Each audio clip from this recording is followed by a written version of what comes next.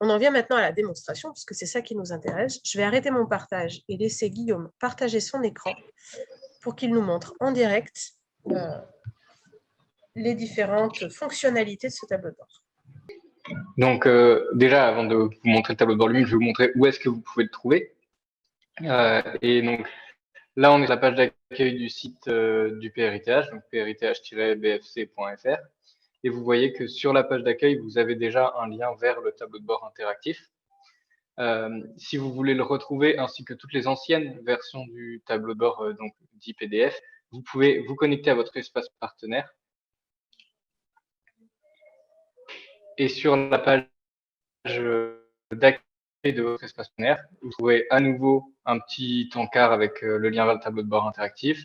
Et donc, si cette actualité, on va dire, est amenée à changer, dans la boîte à outils, vous retrouvez l'ensemble des productions des diagnostics, notamment certaines aides. Et puis en dessous, vous trouvez tous les tableaux de bord des années précédentes, ainsi que le lien vers le tableau de bord interactif. Donc, si j'ouvre cette page tableau de bord interactif, vous voyez, comme Marie le disait, qu'il a été structuré en chapitres, donc auxquels on peut accéder via les onglets ici, retraçant la logique de parcours qu'elle a mentionné. Et puis, vous pouvez passer d'une page à la suivante également avec les boutons de part et d'autre du titre de chaque chapitre. Chaque chapitre présente des visualisations, des données, donc des indicateurs resserrés qu'on a jugés pertinents sur chacune des thématiques.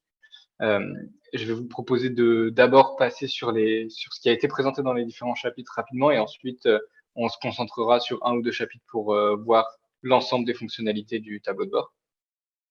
Sur ce premier chapitre, les personnes en situation de handicap, vous avez accès donc aux proportions d'élèves en situation de handicap scolarisés en milieu ordinaire dans les différents départements, avec une répartition par type de trouble en Bourgogne-Franche-Comté et en France métropolitaine.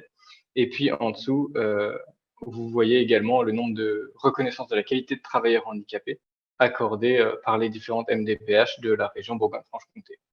Le chapitre suivant, donc, qui s'appelle l'accès à l'emploi, lui rassemble davantage des données sur les demandeurs d'emploi, donc des données Pôle emploi, avec les proportions de demandeurs d'emploi qui sont bénéficiaires de l'obligation d'emploi dans chacun des départements, donc sur la totalité des demandeurs d'emploi. Et puis, à droite, quelques caractéristiques de cette population demandeurs d'emploi bénéficiaires de l'obligation d'emploi. Et en dessous, vous retrouvez les sorties de Pôle emploi et une répartition par motif de sortie pour comparer un petit peu les publics, demandeurs d'emploi bénéficiaires de l'obligation d'emploi et tout public. Si on passe au chapitre suivant sur les actions mobilisées, il présente différents dispositifs mis en place pour faciliter l'accès à l'emploi, l'accès à la formation. Donc, vous avez ici un menu déroulant choix du dispositif qui vous permet de visualiser soit les entrées en contrat aidé, les entrées dans le dispositif en amont de la qualification, en formation financée par Pôle emploi, formation qualifiante du conseil régional, inclus pro-formation et sortie des SIAE. Donc ici, si je reste sur les contrats aidés, on voit en haut à gauche donc la part de bénéficiaires de l'obligation d'emploi dans les entrées dans chaque département. En haut à droite, quelques caractéristiques des personnes entrées dans ce dispositif. Et puis en dessous, l'évolution des entrées, tout public et travailleurs handicapés dans ce dispositif.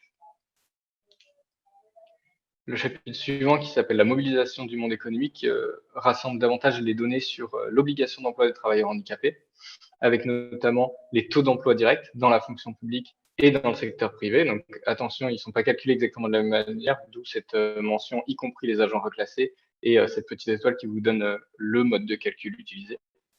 Et puis à droite, on voit, donc en haut à droite ici, enfin au milieu, en haut, ici, l'évolution du nombre de bénéficiaires de l'obligation d'emploi employés dans la fonction publique en Bourgogne-Franche-Comté, avec une petite répartition par classe d'âge.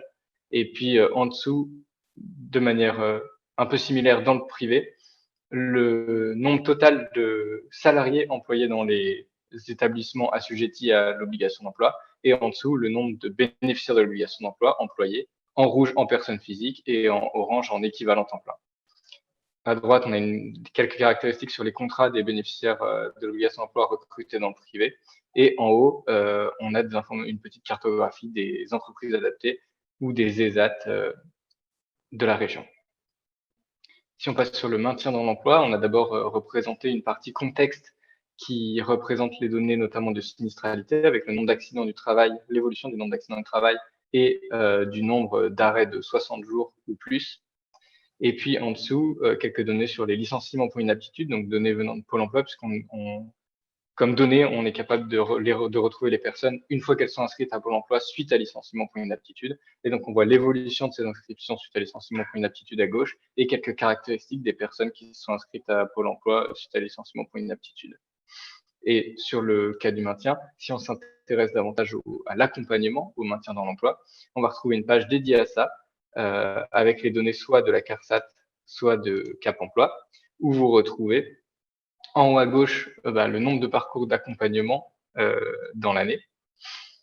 À droite, quelques précisions sur les aides et prestations mobilisées dans ces accompagnements au maintien dans l'emploi.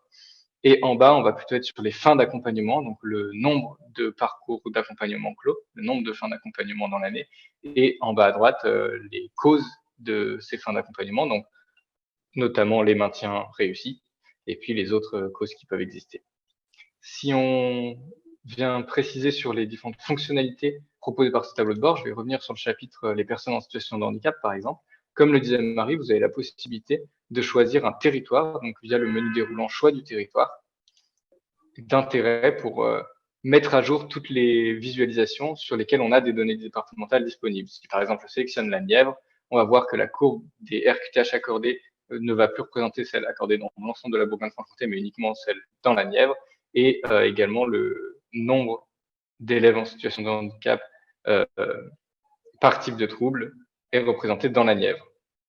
Un autre moyen de changer de territoire, c'est de cliquer directement sur un territoire d'intérêt dans une cartographie. Ça met également à jour de la même manière, ça sélectionne le département d'intérêt. Et pour revenir à la Bourgogne-Franche-Comté, on a juste à cliquer sur un espace vide de la carte ou appuyer sur échappe. Et vous voyez que pour certaines visualisations, comme celle d'ici en haut à droite, on a une comparaison des données, donc ici Bourgogne-Franche-Comté, puisque c'est le territoire choisi, à un territoire de référence, ici la France métropolitaine.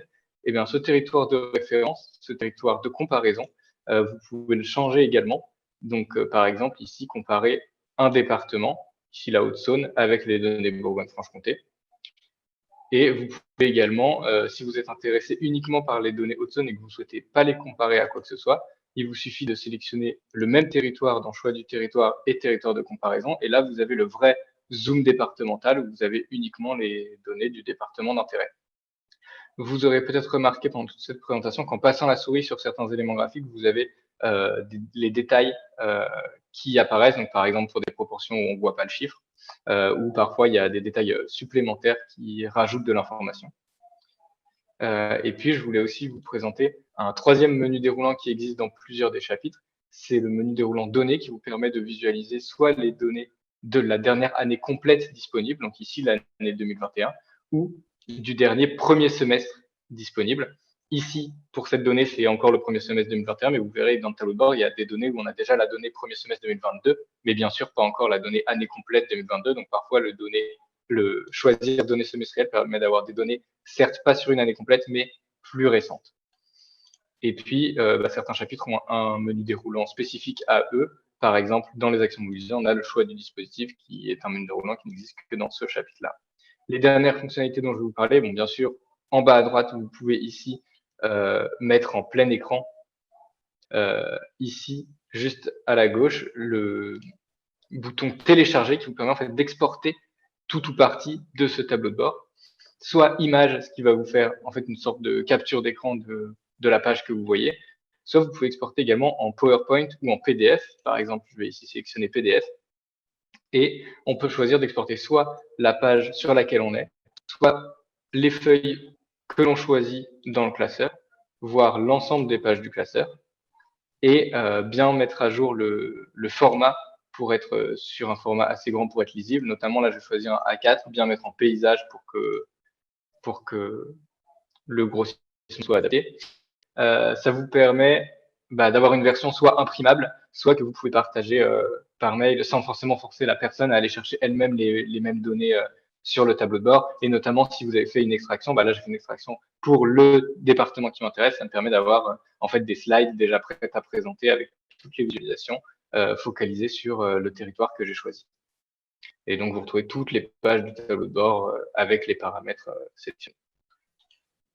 Donc voilà un petit peu les différentes fonctionnalités que je voulais vous présenter.